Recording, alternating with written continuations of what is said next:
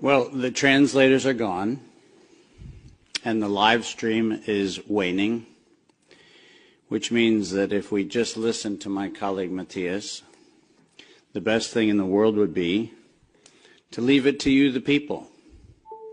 Now it's up to you to share what clearly, based on the cavernous emptiness we see in all of these spaces, is only going to be heard if you share it. So it feels very appropriate that I should be the one with the quietest voice. But let's let that lion roar, shall we? I'm done talking about COVID, and I'm done talking about SARS-CoV-2, and I'm done for a very simple reason. For 110 years, we, the people of the world, have been lied to. We're a group, a very small number of criminal industrial conspirators decided to subordinate the entirety of the human population for the purpose of their sinister plans to enrich themselves while impoverishing and killing the rest of humanity. And I'm done being polite. We've long passed polite. When the words acceptable death rate become part of an industrial norm, we have lost the plot of humanity. And that's not my words. Those were the words of the World Health Organization and of Pfizer and of Moderna when they were given the authorization to begin the process of killing human beings in the interest of advancing their goals. Next slide. And I'm also not going to sugarcoat this.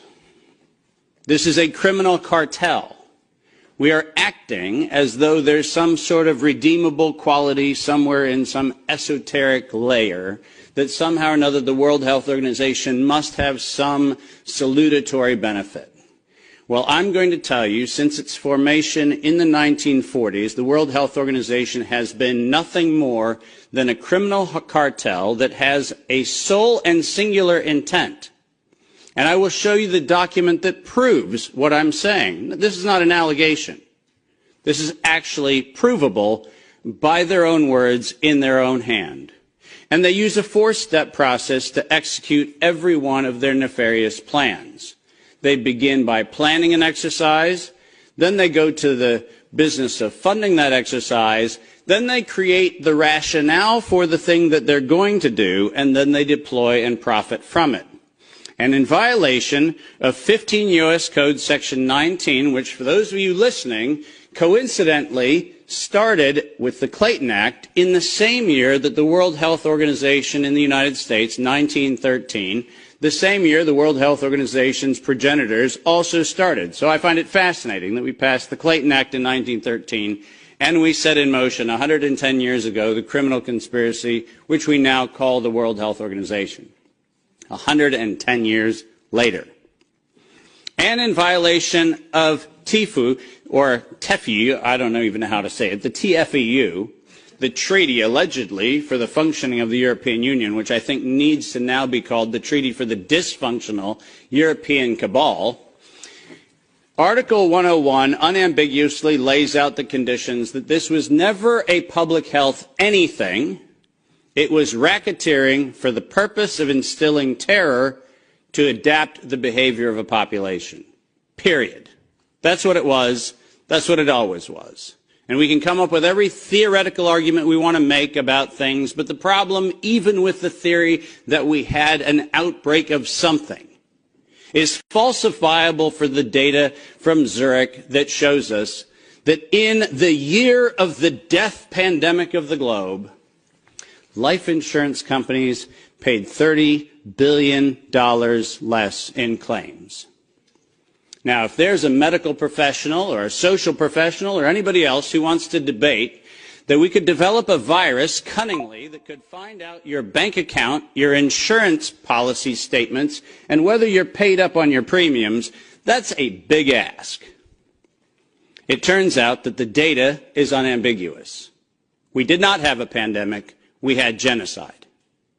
And we need to call it what it is. Next slide. When I say we planned it, let's make sure we understand exactly the not-so-fine print of the fine print. And I want to call your attention first to the right-hand column of this slide. This is the 2011 data that the World Health Organization, the Wellcome Trust, PATH, and the Gates Foundation did on their wonderful worldwide program for a malaria vaccine for children under the age of 6 months of age. And in their clinical trial, it's helpful to point out that they murdered 66 children in the vaccine group and then cunningly used the term control for a control group in which they murdered 28 children. Now, the reason I said murdered and the reason why I use that term is because it's exactly what it was. Because it turns out that this control group was not a saline injection. It was not some sort of innocuous, innocent thing. It was actually a cocktail of other known pathogenic disease-carrying injections. The control group was known to kill people, and the experimental control group was actually theoretically maybe going to kill people. And what we did was we actually went ahead and murdered them all. And cunningly, under Article 5, Section 13, which I've put on this slide, I want you to understand why I said, at its formation in 1947, when the WHO was funded and founded, it was funded and founded by people intent to commit a crime because of their own language. Section 13 of Article 5 ends with the following statement: immunity from personal arrest or detention, blah, blah, blah, immunity from legal process of every kind. Now, if you didn't intend to commit a crime, why would you need to give yourself permanent and absolute immunity from every form of prosecution, and its worse, even investigation for prosecution of every kind? People sit there and pretend, well, that's like diplomatic immunity. Do you realize this isn't even meeting the standard of diplomatic immunity? This is a criminal organization who set in motion their own law to protect themselves against crimes they knew they were going to commit. And when I say they knew they were going to commit, I mean they knew it. Because their first Director General, none other than Dr. René Sand, who happened to be in the hospitality of the Germans in Dachau in 1940 earlier, in 1947, mysteriously, with the largesse of the Rockefeller Foundation, was nominated to become the first Director General of the WHO.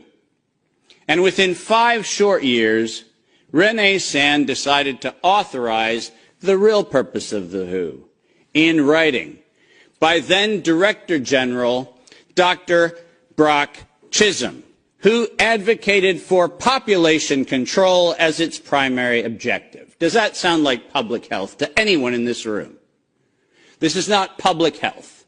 This is the advancement of the same genocidal program that began with the Carnegie Foundation's funding of the eugenics office at Cold Spring Labs in the United States in 1913 under the philanthropy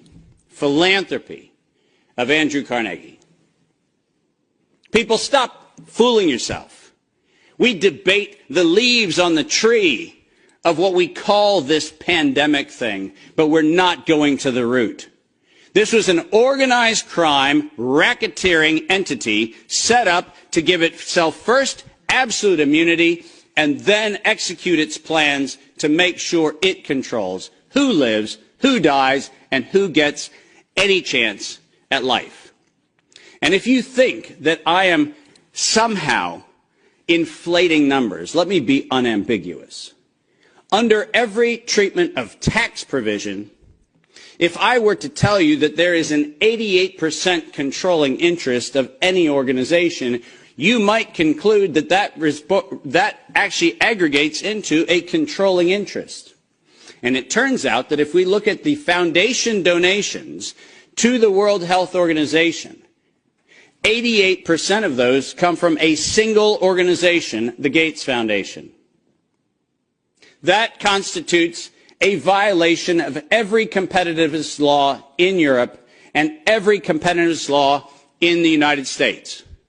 This is absolutely not only not an independent, charitably funded donation, but more importantly, under the tax laws on both sides of the Atlantic, this constitutes directed donations which specifically are forbidden and do not have any place anywhere in the Charter of the World Health Organization or any of the UN-affiliated organizations. When I say this is a crime, I mean it's a tax crime, a racketeering crime, a money laundering crime, and now the crime of racketeering leading to murder and global terrorism. Next slide. I told you that the second thing after they plan it is they fund it. And why don't we use the criminals' language in their own words, because it's the best way to say it. When they actually planned the release of the use of a biologically modified chimera associated with the model derived from coronavirus, they actually said the following: to sustain the funding base beyond the crisis, we need to increase the public understanding for the needful medical countermeasures such as a pan-influenza or pan-coronavirus vaccine. Now, let me pause for just one moment and remind you that the crisis that they were speaking of was a crisis of diminishing funding. There was no health crisis. This was a crisis of their coffers were starting to run dry. That's the crisis. And let's read on. A key driver is the media, and the economics will follow the hype. We need to use that hype to our advantage to get to the real issues. Investors will respond if they see profit at the end of the process. That is officially the statement made by the conspiratorial cabal that by that time was the decade of vaccines put in motion in 2011 by the Global Preparedness Monitoring Board of the World Health Organization, and it was the funding base for Peter Daszak's partnership with the chimeric production of pathogens both in North Carolina and in Wuhan. So don't tell me that we have to do an investigation into where this came from. The criminals have admitted to it in their own words. Next slide. And now we get the fun one that no one in Congress is willing to address, which is the elephant in the room.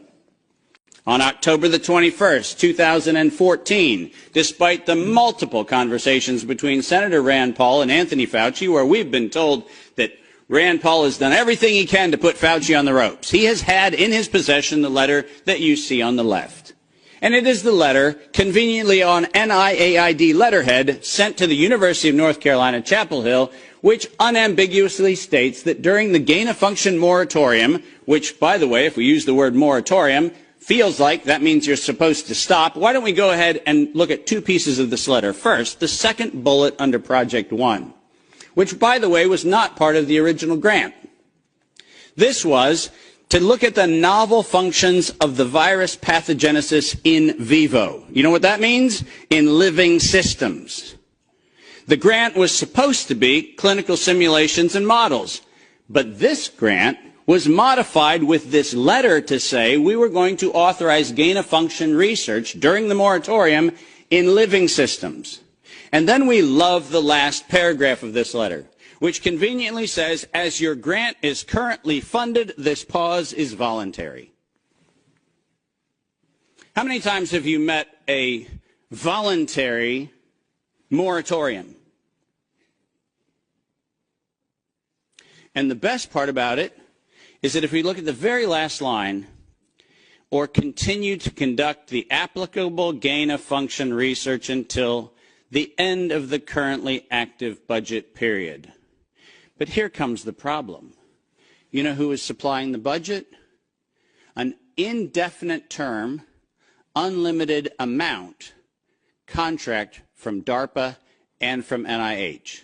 Isn't it convenient to have a perpetually funded project that needs to stop when the money runs out, when you find out that there is no point where the money runs out because there is no end to the thing that has no end?